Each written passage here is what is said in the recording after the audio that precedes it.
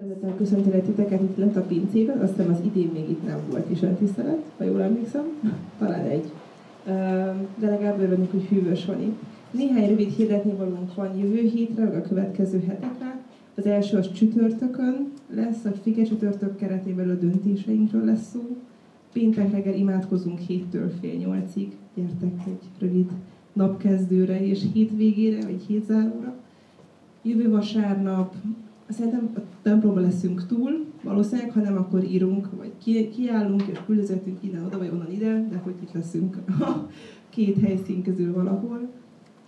Illetve most, hogy elkezdődik végre az alapképzéseknek a szessziója is, lesz szessziós kávéházunk, most már néhány éve ezeket tartsuk.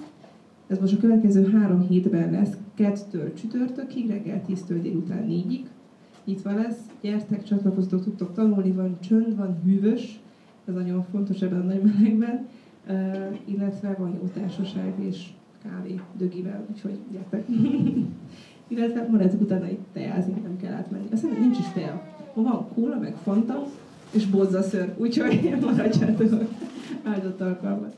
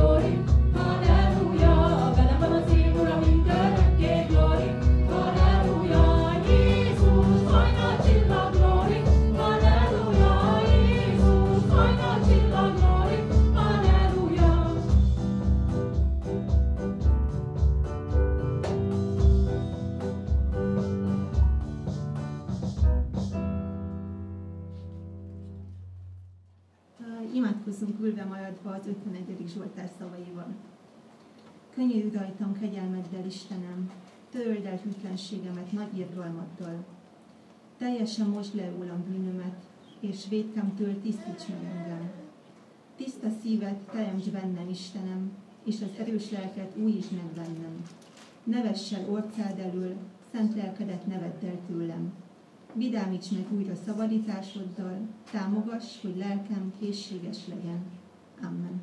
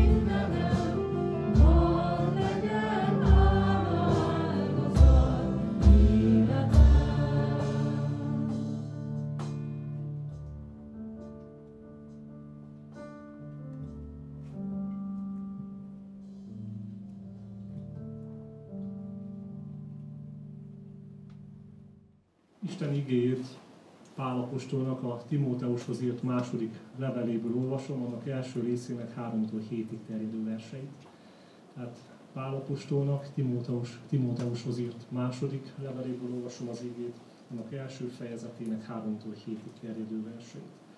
Hallgassuk nyitott szívvel. Hálát adok Istennek, akinek őseimhez hasonlóan tiszta lelkiismerettel szolgálok, amikor szüntelenül, éjjel és nappal megemlékezem rólad könyörgéseimben, és könnyeidre emlékezve látni kívánlak, hogy öröm töltsön el. Eszembe jutott ugyanis a benned élő képmutatás nélküli hit, amely először nagyanyádban, Loisban és anyádban, Eunikében lakott. De meg vagyok győződve arról, hogy benned is megvan. Ezért emlékeztetlek téged, hogy éleszd fel magadban Isten kegyelmi ajándékának tüzét, amely kézrátételem által van benned. Mert nem a félelem lelkét adta nekünk Isten, hanem az erő, a szeretet és a józanság lelkét.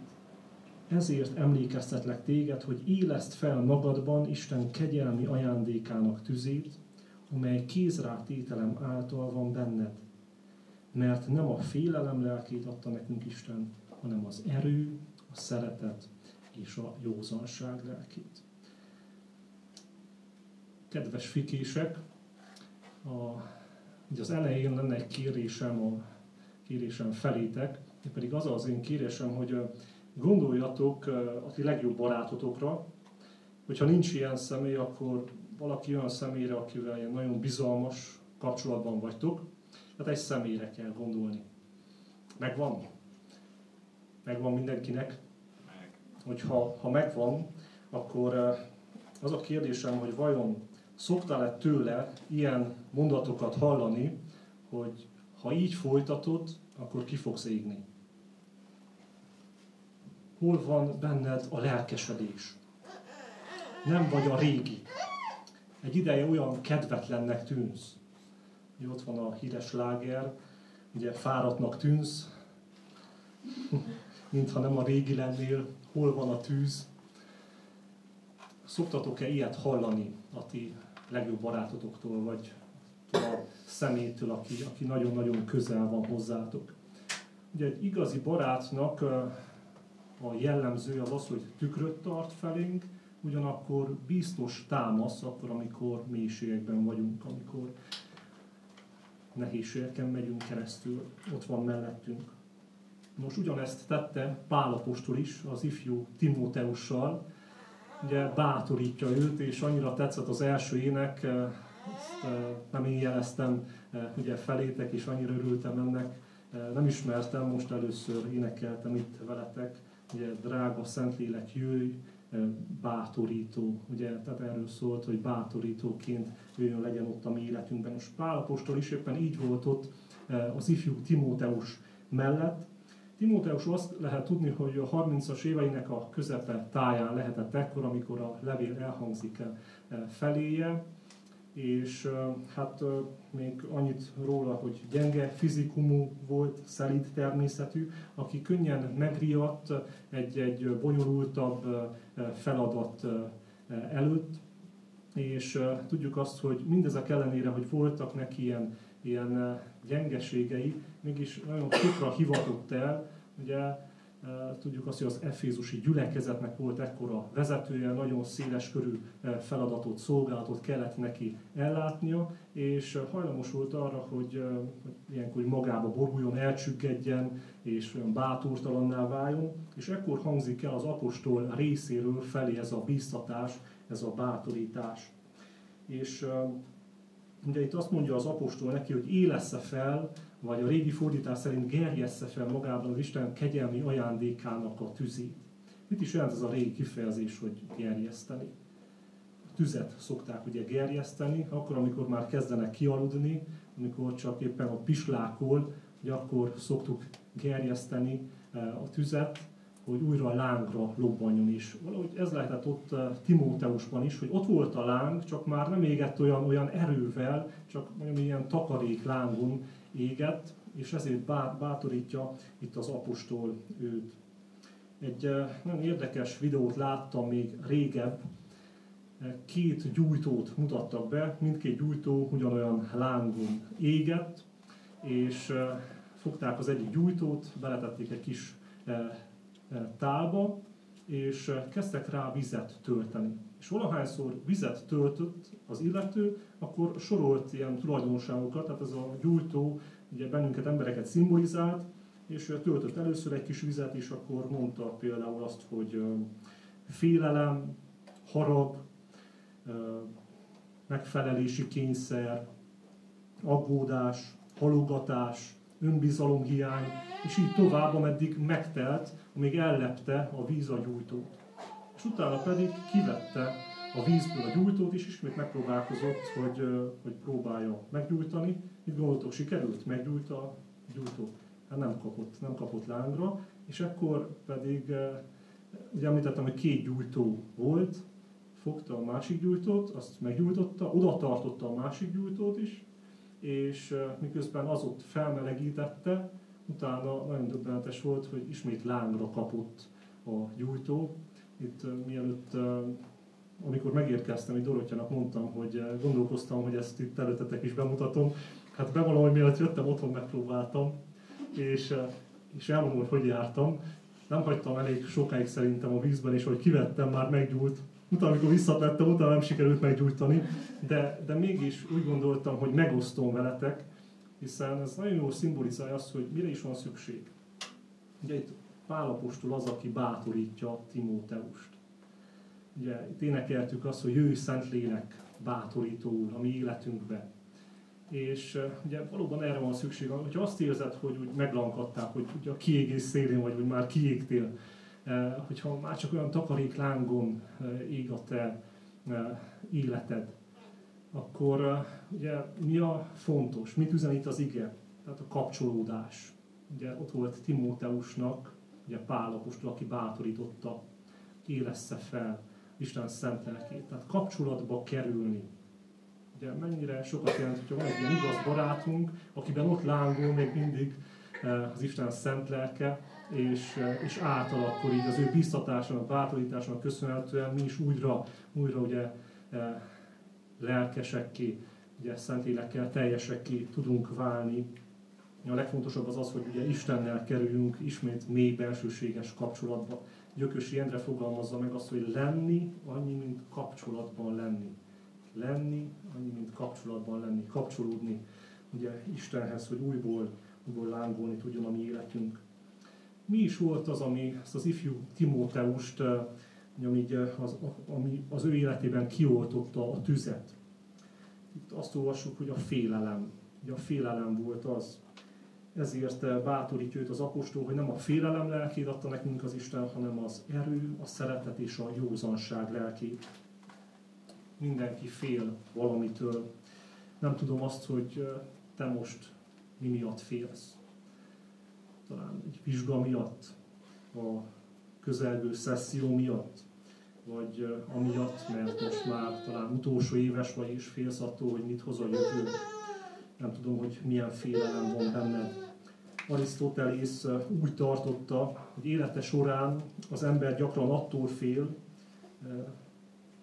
amitől nem kellene, vagy nem úgy fél, ahogy kellene, vagy nem akkor, amikor kellene. Hát nagy bölcsesség. Az igében az áll, hogy nem a félelem lelkét adta nekünk Isten, hanem az erőnek a lelkét. Az erőnek a lelkét. És az jutott eszembe, hogy az a 10 nap, ameddig a mennybemeneteltől egészen pünkösdig ugye várakozniuk kellett a tanítványoknak, ez az időszak mi is volt, ez a 10 nap. Nem tudták, mennyit kell várni, de Krisztus azt mondta, hogy várjanak. Jézus nem úgy ment el, hogy itt hagyta a tanítványokat, hogy folytassátok azt, amit én elkezdtem, de magatokra hagylak, ugye a saját erőtökből kell nektek helytállnotok, megállnotok, ezt mondta. Vagy pedig azt mondta, hogy várjátok meg, hogy küldjem el a mennyei erőt. Ugye, tehát az a 10 nap a mennyei erő várásának az ideje volt. Tehát valahányszor Isten úgy próbára tesz. Azt érzed, hogy most nem tudod merre tovább, hogy Isten most azt mondja, hogy türelem, várjál, légy vesztek, ugye, várj az Úr szabadítására. Most ez az időszak, ameddig bennünket így ebben a türelemben, ebben a várakozásban tart, az igazából nem más, mint az erő várásának az ideje. Az erő várásának az ideje. A második jellemzője a Szentléleknek, hogy ő a szeretetnek a lelke is. Tehát a Szentlélek, mint a szeretet lelke. Valamiképpen érdekes módon a félelem ellentéte az nem a bátorság, hanem a szeretet. Így olvasjuk ezt János első levelében. Aki fél, nem lett teljessé a szeretetben, mert a szeretetben nincsen félelem. Sőt, a teljes szeretet kiűzi a félelmet.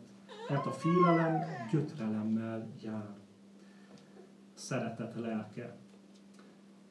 Pünkösd nem csak a Szentlélek kitöltetésének az ünnepe, hanem egyben az egyház megalakulásának is az ünnepe. Most képzeljük el azt a 3000 embert, aki Péter prédikációjának következtében megtért. Ugye különböző emberek voltak, és mégis ugye egy közösség jött létre.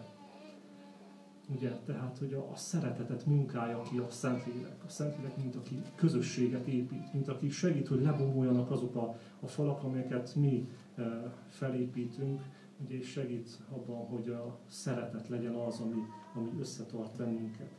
a szeretet lelke. És a harmadik jellemzője a Szentléleknek, hogy ő a józanság lelke is. Hát volt erő, szeretet és a józanság lelke. Mire is vonatkozik itt ez pontosan? A józanság lelke kifejezés itt nem csupán értelmi józanságra vonatkozik, mint az ellentéte a részegségnek, ugye kaptak is a vádakat, hogy édes bortól részegettek meg. Most nem tudom, hogy ki az, aki már ivott olyan édes bort, amitől idegen nyelveken tudna beszélni. Én is szívesen benevezek az alkalom után erre az édes borra. Hát ugye itt nem erre kell gondolni, hanem itt a józanság igazából a lelki egyensúlyra, fegyelmezettségre és mértékletességre vonatkozik, amire ugye a szolgálatban különösen is szüksége volt Timóteusnak is. Tehát, hogy mindannyiunknak szükségünk van arra, hogy ahhoz, hogy az ő tanítványai tudjunk lenni, hely tudjunk állni, ahhoz kell ez a józanság, ez a lelki egyensúly. Miért éppen ezt a hármat említ itt Timóteus? Most gondolkozzunk el csak, hogyha ez a szent hármas hiányzik, akkor mi következik a mi életünkben? Miért annyira lényeges? Ugye erő nélkül gyengék vagyunk, átgázolnak rajtunk, kihasználhatóvá válunk.